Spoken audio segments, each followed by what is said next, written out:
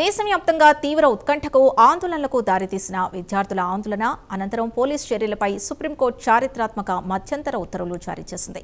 July 20 నుంచి దేశంలోని పలు రాష్ట్రాల్లో చోటు చేసుకున్న హింసాత్మక ఘటనలపై మాజీ సుప్రీంకోర్టు న్యాయమూర్తి నేతృత్వంలో ప్రత్యేక విచారణ బృందం సిట్ని ఏర్పాటు చేయబోతున్నట్లు ప్రకటించింది. అటు శాంతియుతంగా నిరసన తెలిపే విద్యార్థుల హక్కుల్ని కాపాడుతూనే ఇటు విధి నిర్వహణలో గాయపడిన పోలీస్ సిబ్బందికి రక్షణ కల్పిస్తూ సుప్రీంకోర్టు ఇచ్చిన తీర్పు చారిత్రాత్మకంగా నిలుస్తోంది. తదుపరి విచారణను ఆగస్టు 3వ తేదీకి వాయిదా వేసింది కోర్టు. సుప్రీంకోర్టు తీర్పుపై విశ్లేషణాత్మక కథనం.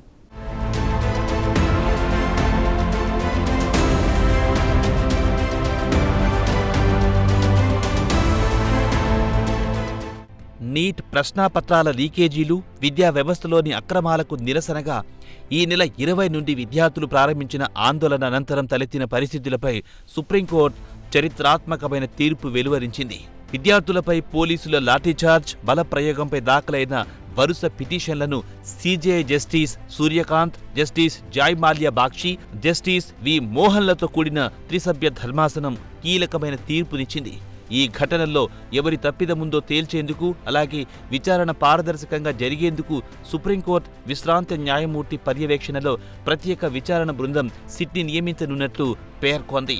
కేంద్రంతో పాటు ఢిల్లీ, బీహార్, అస్సాం, పశ్చిమ బెంగాల్, ఉత్తరప్రదేశ్, మహారాష్ట్ర, కేరళ వంటి పలు రాష్ట్రాలకు కోర్టు నోటీసులు జారీ చేసింది.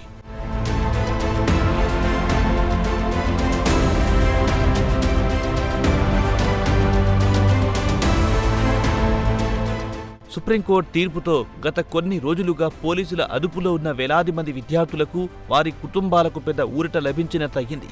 ఎలాంటి నేర చరిత్ర లేని విద్యార్థులందరినీ వెంటనే విడుదల చేయాలని అత్యున్నత న్యాయస్థానం ఆదేశించింది. అంతేకాకుండా నిరసనలో పాల్గొన్నారనే ఒకే ఒక కారణంతో వారిపై ఎలాంటి బలవంతపు లేదా కఠినమైన చట్టపరమైన చర్యలు తీసుకోకూడదని కూడా షరతులు విధించింది.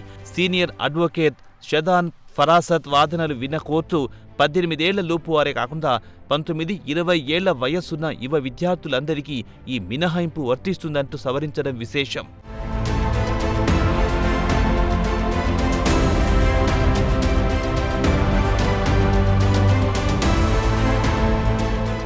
ఆందోళనకారులను గుర్తించేందుకు ఉపయోగించిన facial recognition technology, artificial intelligence సర్వేలైన్స్పై పిటిషనర్ల నుంచి తీవ్ర అభ్యంతరాలు వ్యక్తమయ్యాయి. దీనిపై స్పందించిన కోర్టు ఆందోళనకారుల వ్యక్తిగత సమాచారాన్ని, డిజిటల్ డేటాను పబ్లిక్ డొమైన్లో ఉంచకూడదని పోలీసులకు, అలాగే రాష్ట్ర ప్రభుత్వాలకు కఠినమైన ఆదేశాలు జారీ చేసింది.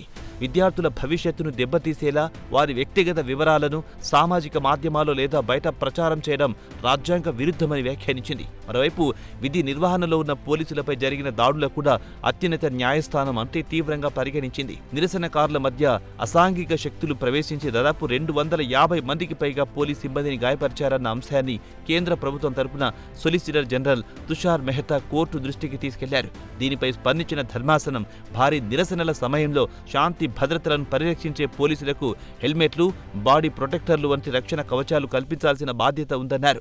అదే సమయంలో సాదాసీదా దుస్తుల్లో ఉన్న పోలీసులు దాడులకు పాల్పడడం, నేమ్ టాగ్స్ లేకపోవడం నిబంధనలకు విరుద్ధమని, నిరసనలను అదుపు చేసేందుకు కొత్త ఏకరూప ప్రోటోకాల్స్ తీసుకురావాల్సిన అవసరం ఉందని కోర్టు అభిప్రాయపడింది.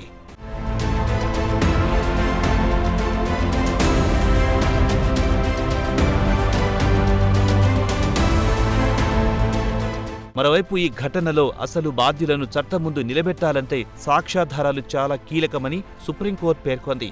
20వ తేదీ నుండి జరిగిన అన్ని సంఘటనలకు సంబంధించిన సీసీటీవీ ఫుటేజ్లు, డ్రోన్ వీడియోలు, పోలీసుల బాడీ కెమెరా రికార్డింగ్లు, వైర్లెస్ కమ్యూనికేషన్ లాగ్స్, అలాగే పీసీఆర్ లాగ్ పుస్తకాలను అత్యంత సురక్షితంగా భద్రపరచాలని పోలీస్ విభాగాన్ని ఆదేశించింది. ప్రజాస్వామ్యంలో శాంతియుత నిరసన అనేది రాజ్యాంగం కల్పించిన ప్రాథమిక హక్కు అని, హింసకు తావు లేకుండా బాధ్యతాయుతమైన విచారణ జరగడమే ఈ సిట్ లక్ష్యమని పేర్కొంటూ సుప్రీంకోర్టు ఈ కేసు తదుపరి విచారణను ఆగస్టు 3వ తేదీకి వాయిదా వేసింది.